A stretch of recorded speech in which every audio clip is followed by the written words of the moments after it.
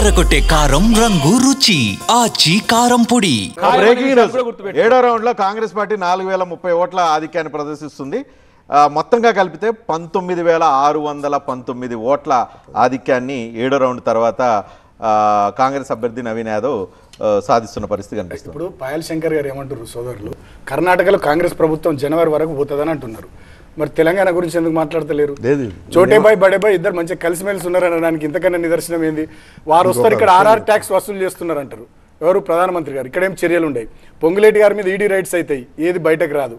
తర్వాత హెచ్ఎం హోంమంత్రి అమిత్ షా గారు వస్తారు, తెలంగాణ కాంగ్రెస్ కు ఏటీఎం కార్డు అయిందంటారు. ఇక్కడ ఏం చర్యలు ఉండవు. అంటే ఇవాళ రేవంత్ రెడ్డి గారు బీజేపీ పార్టీతో సన్నిహిత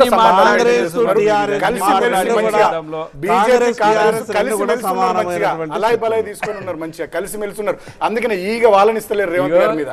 లోకల్ బీజేపీ లోకల్ బీఆర్ఎస్ కు సహకరిస్తుంది, నేషనల్ వచ్చినప్పుడు బీఆర్ఎస్ కామ్గా ఉంటుంది. ఆ ఒప్పందంలో భాగంగా బీజేపీ తగ్గింది ఎందుకు కారణం అని కూడా వాళ్ళు చెప్పలేదు. రాజకీయ రహస్య ఒప్పందంలో భాగంగా ఎప్పుడు తగ్గాలో ఎప్పుడు నెగ్గాలో బీజేపీకి బాగా తెలుసు. అట్లా వాళ్ళకు హెల్ప్ చేయబోయినా కూడా అది కాదు.